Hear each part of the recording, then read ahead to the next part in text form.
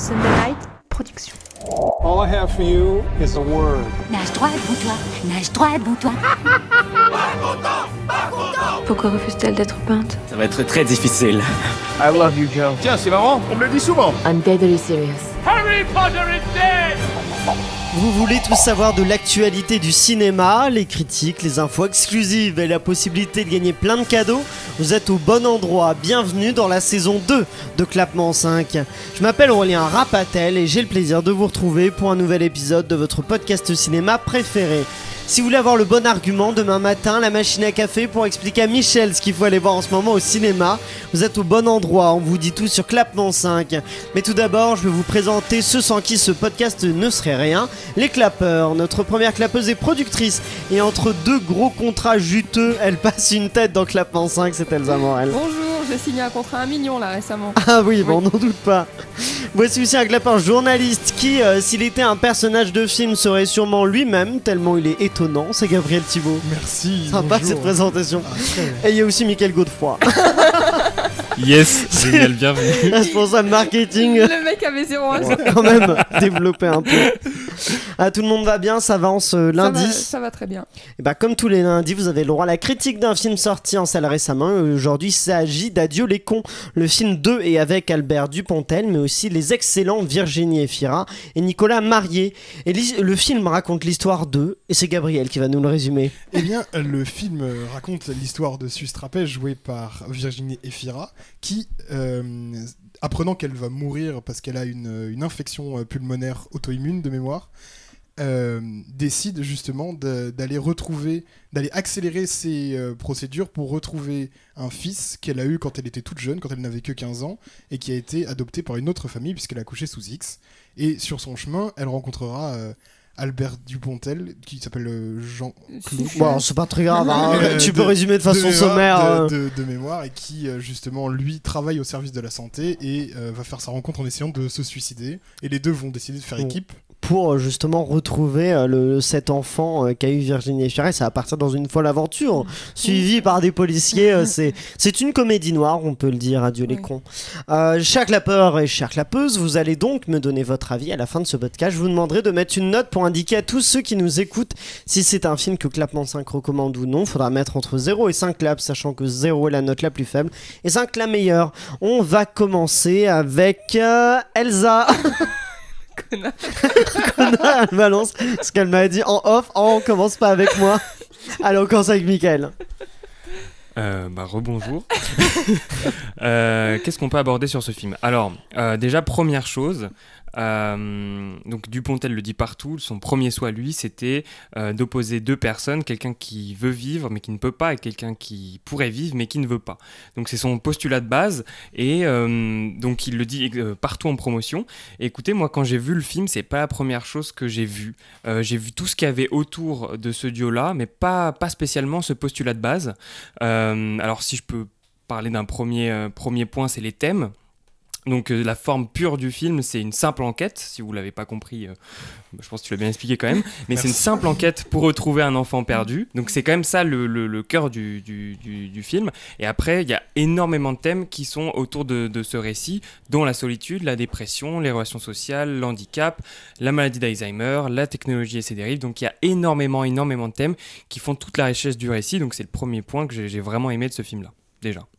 Gabriel, Eh ben, est-ce que tu es d'accord avec tout ça? Pour rebondir un peu sur ce qu'a dit Mickaël, oui, je suis plutôt d'accord. Après, pour ce qui est de l'intention du réalisateur, moi je pense que malgré tout on la retrouve, parce que même si c'est pas tant que le personnage d'Albert Dupontel ne veut pas vivre, que il a appris à ne pas vivre, il a appris à être résigné, à vivre, à essayer d'accomplir son métier. Et donc de vivre dans cette structure hyper oppressive. Enfin, d'ailleurs, il y a des images d'open space qui sont vraiment très saisissantes dans le film pour montrer à quel point les personnages sont cloîtrés, cloisonnés dans des petits espaces. Dans ces petits espaces. Et d'ailleurs, ironiquement, c'est en essayant de se suicider qu'il va trouver l'espace. Oui.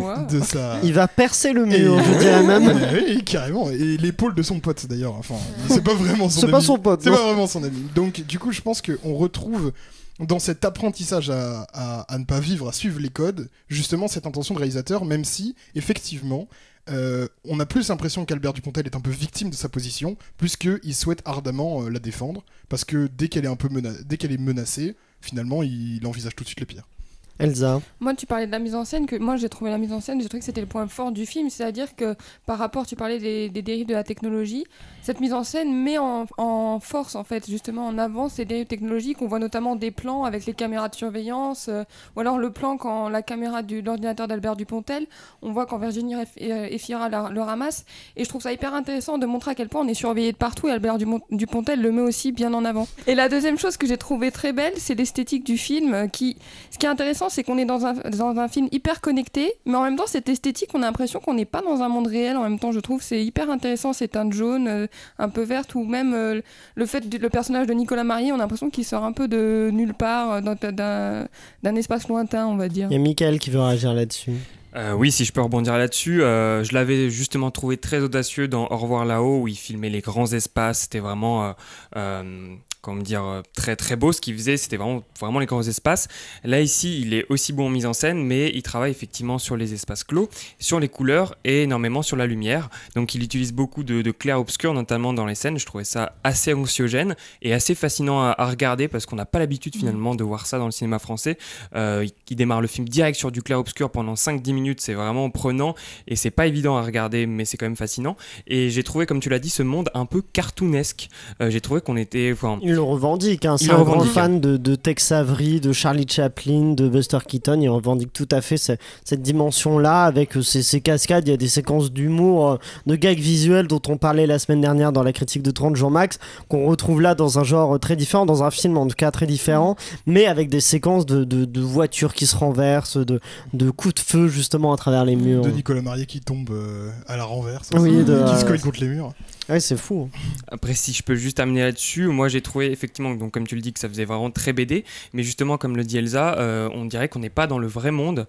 Il y a énormément de scènes de nuit notamment, et alors je vais faire une comparaison un peu bizarre peut-être, mais c'est par rapport à Sin City où c'était beaucoup filmé de nuit, et là c'est pareil, et Sin City c'était aussi inspiré d'une BD, et là il y a énormément de scènes de nuit, ce qui est assez perturbant aussi, pas évident à filmer d'ailleurs quand c'est beaucoup de séquences en nuit pour les acteurs, et je trouve ça très intéressant également. Il y a Gabriel qui voulait réagir sur ce que tu disais. Réagir sur cette question de réalisme, je suis tout à fait d'accord sur le côté très, très pop, très libre de l'ambiance générale, mais je trouve qu'avec l'inclusion toujours permanente de la maladie, que ce soit la maladie physique ou la maladie mentale, physique avec l'aveuglement ou l'infection auto-immune de Virginie Efira, enfin l'aveuglement de Nicolas Marié, pas de Virginie justement, ou la dépression, quelque part, on a toujours un réalisme qui nous rentre dedans en permanence. Ça veut dire que on voit les gens s'amuser, faire n'importe quoi, ils font des blagues, etc. Puis on a toujours un rappel que Nicolas Marié est aveugle, ou Virginie Efira va mourir parce que le film est un peu jalonné par ses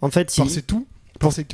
Il entoure la noirceur du propos d'une mise en scène qui est un peu plus joyeuse, Je dirais pas ça, j'ai plus l'impression que le film laisse de l'espace au joyeux, un peu au surréaliste, et que toujours le réalisme vient essayer de l'entourer, le capturer et revient par-dessus. J'ai l'impression que c'est la joie qui est au centre et le réalisme qui est à l'extérieur. Elsa. Mais ce qui est intéressant, c'est que on sait pas. Moi, j'arrive pas.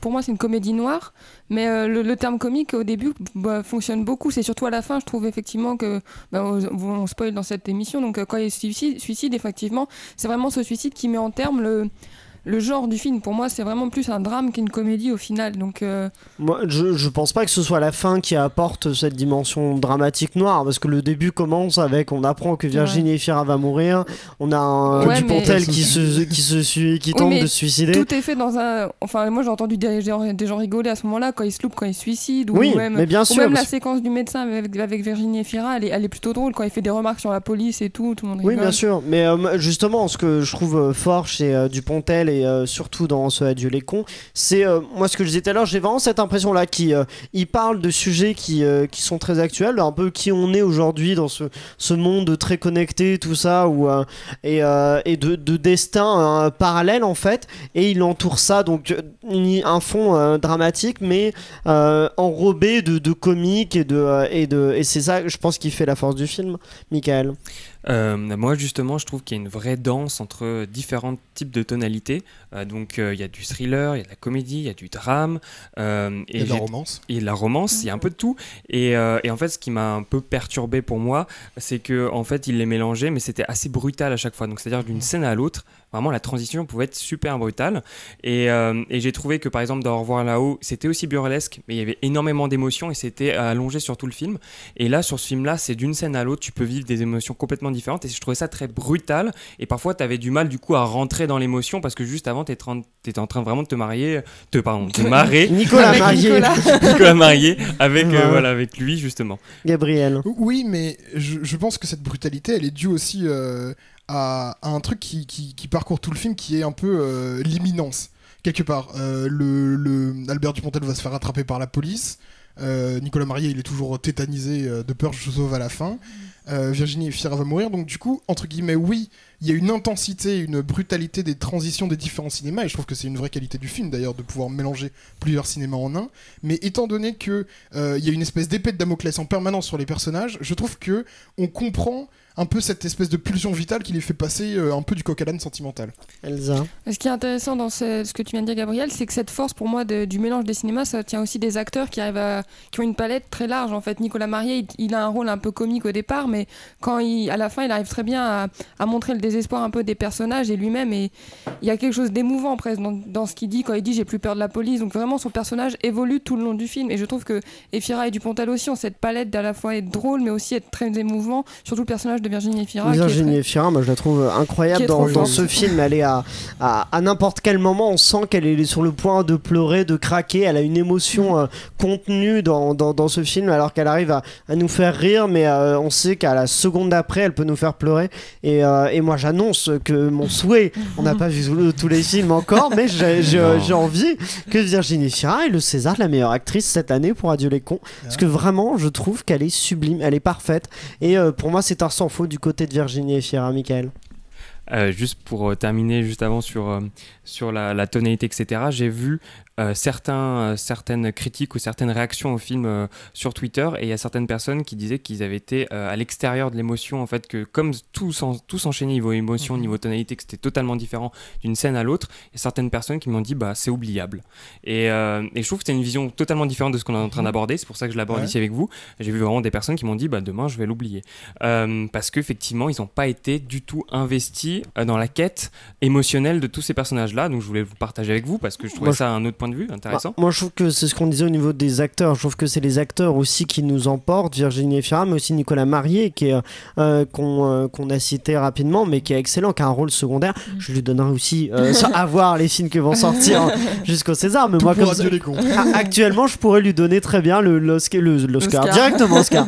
Le César du meilleur acteur dans un second rôle, parce qu'il est bouleversant avec un personnage qui est drôle et bouleversant, et je trouve que justement il permet de transporter cette émotion au cours du film.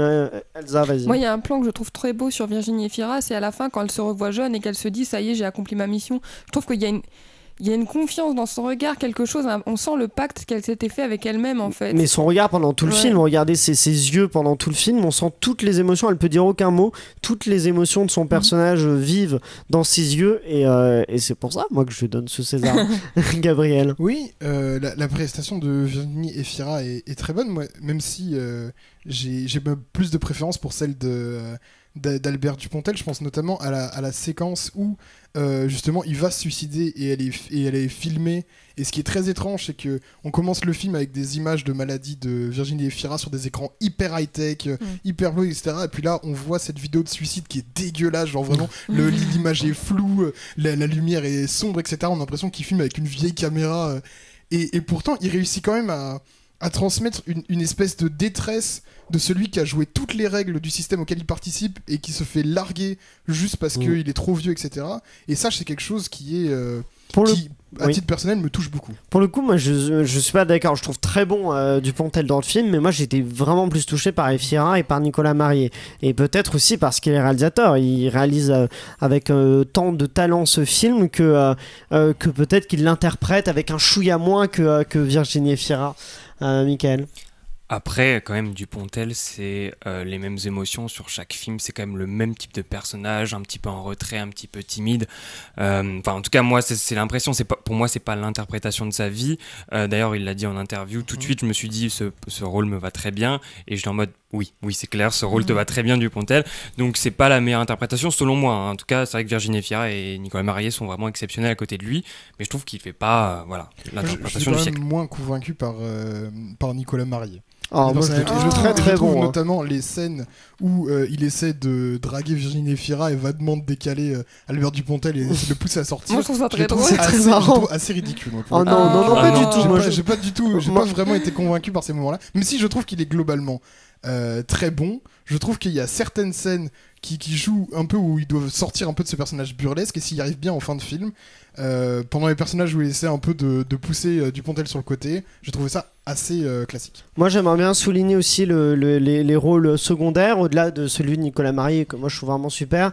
Jackie Berroyer qui joue le Dr Lint qui a l'Alzheimer, et ça c'est aussi une des forces du film, c'est de raconter l'histoire de personnages secondaires avec quasiment autant de force que l'histoire principale, et ça on suit vaguement cette histoire de ce médecin qui est âgé, qui est atteint d'Alzheimer et qui pourtant va réussir un peu à se souvenir, et la séquence où il retrouve sa femme est vraiment bouleversante, je trouve. On voit les souvenirs passer autour d'eux. Je sais pas, qu'est-ce que vous en pensez, Elsa? Ça met surtout en avant la thématique du film qui est, parce qu'il la revoit au travers les photos, etc. Finalement, les photos, on ne peut pas effacer les photos parce que tout ce qui est l'informatique et tout, du jour au lendemain, tout peut cracher en fait. Donc c'est une idée que tout peut s'effacer, toute notre vie peut s'effacer en un coup d'œil, alors qu'une photo ou quoi que ce soit, c'est beaucoup plus... c'est beaucoup plus... Ça peut survivre c'est solide, longtemps, c'est un affrontement entre le tangible et l'intangible. C'est ça, c'est les souvenirs qu'on peut se remémorer au travers d'un objet, enfin voilà, c'est touchant quoi. Et je trouve que c'est l'une des forces du film, mais aussi il y a le personnage du fils de Virginie Efira qui est joué par Bastien Huguetto, des Parasites, qui était dans les Parasites et qui est aussi très très bon. Je trouve que voilà, il y a cette force où tous les acteurs sont excellents quoi. Gabriel. Et juste pour rebondir rapidement, on voit que ça renforce cette galerie de personnages qui sont malades et qui jalonnent tout le film, que ce soit le médecin qui a Alzheimer ou Bastien Huguetto qui a quand même visiblement des problèmes de sociabilité, une grosse introversion, phobie sociale, ouais. Et autre élément juste qui est à souligner, qui m'a marqué, il y a donc la réalisation, le jeu des acteurs, beaucoup de choses finalement, le scénario, mais aussi vraiment point spécial pour la musique de Christophe Julien que je trouve vraiment bouleversante, et du début à la fin, moi elle m'a très vite marqué. Vous pouvez entendre ces petites notes dans la bande-annonce, elle est très douce et elle accompagne avec énormément de talent cette histoire. Donc vraiment Christophe Julien, moi qu'est-ce que je lui fais, Christophe Julien? Je lui passe le César de la meilleure musique. Il va être président des Césars. Il n'y a pas besoin de moi beaucoup de non mais on n'a pas tout vu bien sûr, et je veux pas discriminer les films qui ne sont pas sortis, mais en tout cas Adieu les cons je trouve a énormément de qualité, et notamment cette musique là. Michael? On peut aussi peut-être rajouter les décors tout simplement, parce qu'il a vraiment fait un gros travail de décor en lien avec la lumière bien entendu, mais même l'énorme bâtiment, ce qu'il en a fait, toutes les premières scènes dans les bâtiments, dans les locaux de l'agence. L'escalier en colimaçon que monte Albert Dupontel que monte Virginie Efira et Nicolas Marié dans un plan tout à fait magnifique. Dans les archives. Oui, c'est vrai qu'il l'abandonne. Non, c'est vraiment une force, et je trouve que voilà, c'est un film qui quand même a quasiment que des qualités, Elsa. Du coup, j'aimerais parler de petits défauts que j'ai trouvés. Moi, c'est surtout par rapport au scénario. Ça vient peut-être de l'univers cartoonesque qui fait ça, mais j'ai trouvé qu'il y avait trop d'éléments aléatoires qui ont permis aux héros de s'en sortir.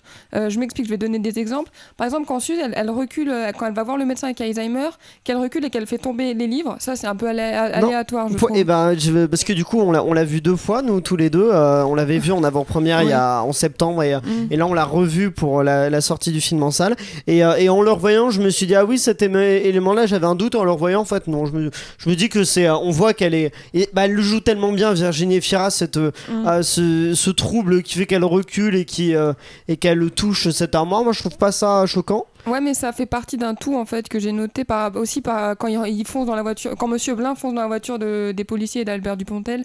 Ça, j'ai trouvé que c'était un peu fait, non, un peu facile. Pour le coup, là, je trouve que c'est un peu malhonnête ce que tu fais. Malhonnête. Parce que non, mais c'est malhonnête parce qu'il faut accepter que ce film, pour moi, c'est un conte, c'est une. Oui, mais faut pas du tout chercher le réel. C'est une folie. Dupontel quand il tire. Il y a trop d'éléments en fait. Dupontel quand il tire sur l'arme, il devrait se tuer ou alors il devrait. C'est pas normal qu'il ne meure pas. C'est le déclencheur, mais il faut accepter que c'est une folie ce film. C'est une comédie noire, plein de folie. L'accident, pourquoi est-ce que Dupontel s'en sort aussi bien alors que les autres s'en sortent moins bien? Limite, mais j'ai trouvé qu'il y avait trop d'éléments qui permettaient aux héros de s'en sortir facilement. Tu n'acceptes pas les conventions du style dans lequel Dupontel s'est mis. Effectivement, si vous cherchez un film réaliste, n'allez pas voir Adieu les cons, mais c'est justement et puis quand même la dernière chose que j'ai remarqué en le voyant la deuxième fois, c'est qu'en aucun cas Virginie Efira ne peut prendre l'arme à la fin. Ça, j'ai trouvé que c'était ça je suis d'accord pour le coup, c'est parce qu'on voit l'arme être jetée et on voit qu'elle atterrit très loin d'elle et finalement quand elle avance elle a l'arme, donc là pour le coup ça je suis d'accord, mais le reste je suis pas d'accord parce que c'est des conventions du film qui sont données par le film qu'il faut accepter. Un médecin ne parlerait pas comme ça à Virginie Efira au tout début. Est-ce que Dupontel pourrait s'acheter une arme aussi facilement? Je suis pas sûr. Il faut accepter les conventions de ce film là et on peut pas dire à la fois j'aime ça et en même temps je le reproche. C'est deux gros événements qui facilitent la tâche des héros, je trouve. C'est pour ça que je trouve que c'est un peu trop facile de faire comme ça. C'est des conventions, je pense. Gabriel.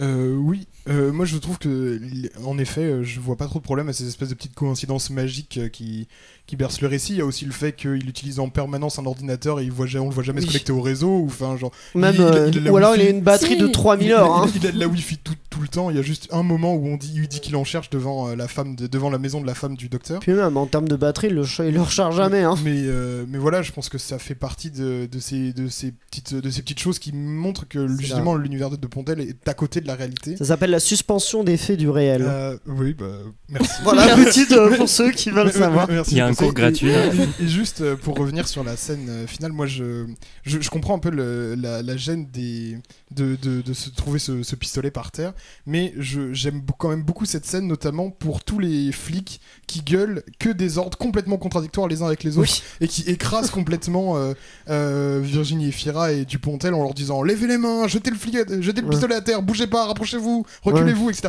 Ils lui demandent que des choses paradoxales, et j'ai trouvé que c'était une variation assez intéressante d'une scène qu'on aurait pu avoir en début de film, qui est il faut remplir 15 000 dossiers, où là on a encore une institution qui te dit plein de trucs contradictoires et infaisables, et moi j'ai trouvé que c'était une variation assez originale de ce genre de scène, et je l'ai beaucoup aimé. Bon, on va passer aux notes. Michael, quelle est ta note avec un commentaire pour l'accompagner? Alors moi ce serait plutôt une note de 3 sur 5, donc j'ai beaucoup aimé tout ce qui était artistique, le montage, l'image, la tonalité, le casting.